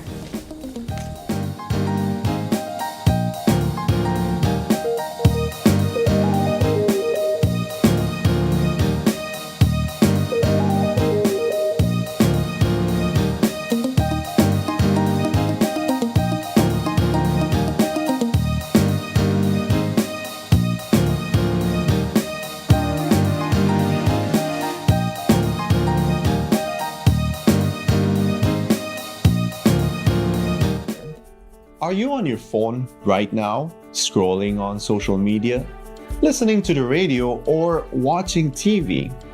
Have you ever stopped to think, what's powering my device right now? You see, electricity is essential for everyday life, powering our homes, businesses, transportation, and of course, that one binge-worthy series that you just can't stop watching. But how does it all work? This season on the What's and Whys of Energy, we're taking you behind the scenes, bringing you the latest updates and answers to your biggest energy questions. My name is Emmanuel Petch, and I invite you to join us as we go live on Facebook and get ready to see energy in a whole new light. Like, share, and follow us to be part of the conversation. Belize Electricity Limited, providing you safe and reliable power when you need it. Unwrap the joy of crystal clear picture and sound from Iowa, the brand that offers you affordability and exceptional quality. Iowa has a wide range of exceptional products to choose from, such as TVs, speakers, headphones, home appliances, and much more at affordable prices that won't break the bank. Enhance your audio-visual entertainment experience with Iowa, and for your convenience, parts are readily available in country for hassle-free maintenance. You can find Iowa products at your local electronics store countrywide. Choose Iowa, the best in home entertainment and household appliances.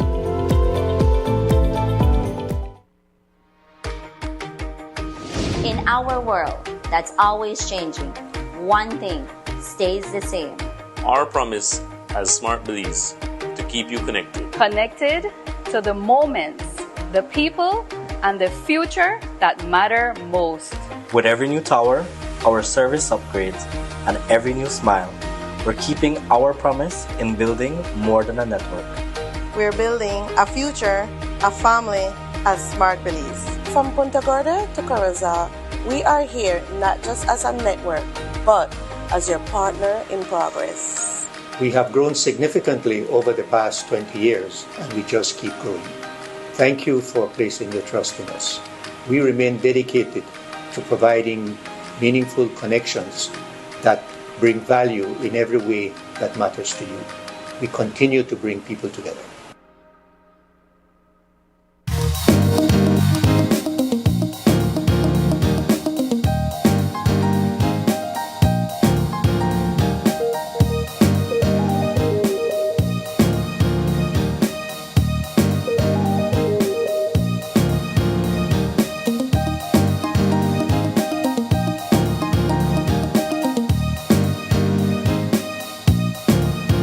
Welcome back to Open Your Eyes. We are wrapping things up this morning, but we want to say a huge thank you to all of our guests who joined us.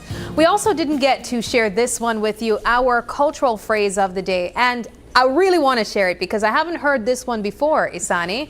And it goes like this. I hate when the camera catches me laughing. Go ahead. Laughing at me? No. So what's the cultural phrase of the day this morning? I'm laughing because of the accent that I have to put on. Vinegar. We're free, sweeter than honey. I've never said vinegar. That's why I'm laughing. What you say? I just always say vinegar. That's just, even when I'm at home. Yes, don't mind me. But here's the thing, right? Excuse me, vinegar. Vinegar that's free is sweeter than honey.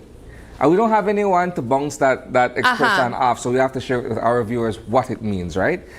It means something that is free is often more appreciated than something that is expensive, even if the free thing is of lower quality. It ties in perfectly when we say coffee like free thing. And they do. It goes hand in hand. It doesn't matter if it's the expensive Prada bag or the Smalley market bag where they get free. They'll still hold on to that with some level of importance and value being added to it because it's free of cost. Does this resonate with you, Isani? You like free thing? No, I like pay my way. Okay. But, hey, if it's free and if it's worth my time, why not? Yeah, I hear you. I like a good vinegar too. But that's the cultural phrase of the day this morning. We also want to let you guys know that tomorrow is going to be a different setting for us here at Open Your Eyes. We're hitting the road again, but only here in Belize City. We're heading over to the Fort George Hotel and Spa. And so that's going to be super fun. Definitely tune into that. We have loads of activity to do. We'll also be at the Treehouse as well. So if you're close by, stop in and say hi. We definitely want to see you guys as well. But that does it for our morning show. We also want to let you guys know that tomorrow we will be joined by the CEO of the Carl Huescher Memorial Hospital, Chandra Nisbet Cancino. She will be joining us to talk about some of the concerns of the unions over at the KHMHAU. Yes. So just to bring our audience up to scratch, if they haven't really been following the latest developments of the past 2 days, Sab, we're at Wednesday. Yeah. On Monday evening, there was a press release that came out from the hospital, and almost immediately thereafter, the KHMHWU, called an interview with the media to set the record straight on that, right? And it's interesting because the board has issued a statement, and then the workers' union still very much aggrieved over this whole issue of their pensions, right? Still not being properly addressed, has come forward and said, well, no, that's not exactly what we agreed on, or that's not what we want, or that's not where we are in terms of our negotiations with the government for pensions. But the big picture, and again, it's always important to look at the universal state of affairs, right? Is that these men and women would have dedicated a good chunk of their professional lives to working at the biggest hospital in the country. And they are saying, when I reach retirement, all I'm walking away with is my severance. I don't get anything else beyond that. And after 30 years, in some case, of dedication to this particular job. Which, you know, they're considered essential workers. They believe that they are due a pension. We also know that yesterday, an official letter on behalf of the Carl Huescher Memorial Hospital Authority was written to the Ministry of Rural Transformation, Honorable Florencio Marin Jr., stating some of their concerns, also highlighting a trade dispute that they have in place. And so we will be speaking about that and much more tomorrow with the CEO of the hospital as well. Definitely brace yourself for that conversation. Share in the comments section some of the things that you would like for us to speak about as well. We can definitely highlight that. And so I will leave on this note, and it has nothing to do with the unions per se, but it has to do with the KHMH, right? So there are questions with respect of KHMH's financial standing. Those questions are always in the background, you know. Are they able to collect on these outstanding debts? Because we talked about debts earlier and being able to collect, right? And so a lot of people access the KHMH for services. They get billed, and in some cases, they don't even look back and say, okay, I'm going to pay my bill. So this amount of money that is owed keeps ballooning. You would recall at the top of the year, X amount of millions were written off, right? And so yesterday in the media, in other parts of the media, an article was published where, I don't know if you would recall, in 2023, I believe it was, with the incident with the kids from the St. Luke's Methodist who consumed the marijuana edibles, cannabis, and they had to be hospitalized under emergency circumstances. It was published, and I cannot verify, I'm only going by the bits and pieces that I read in the article, that they did not necessarily give these patients the diagnosis that says, okay, this is what you're afflicted with or what have you, right? And sometime after, they are now getting billed for that, Like 2 years later. Yeah. Wow. So that's something that we're going to be following. We're going to be looking into that because it sounds strange, right? Yes, it does. I think if I access the hospital and I get a diagnosis and a treatment and I'm on the road to recovery and what have you, send me the bill. I'm obligated at that point to pay what I owe. But if I never get no paper where say I get poisoned, I get whatever, right? We were discharged within a couple hours or what have you, now you're sending me a bill several years later, I don't know, things kind of up in the air. Yeah, absolutely. That'll be such an interesting story to follow up, so definitely stay tuned to that. As we mentioned, we will be heading over to the Fort George Hotel and Spa tomorrow, so stay tuned for that. It is June 25th, and if you're celebrating a birthday today, happy birthday to ya. If you'd like to give a birthday shout out, or if you have any questions, comments, or concerns, you can send us an email at oie@channel5belize.com. You can also catch us on Facebook, that's Open Your Eyes BC, as well as Instagram for behind the scenes contents, that's OIE Belize. You can even call us or text us on our OIE phone number, that's 675-2555. Again, thank you so much for joining us, and please do us a favor and join us again tomorrow when you open your eyes to start your morning right. Until then, keep your eyes, your mind, and your hearts open. Have a wonderful Wednesday, Belize. We'll see you tomorrow. Bye.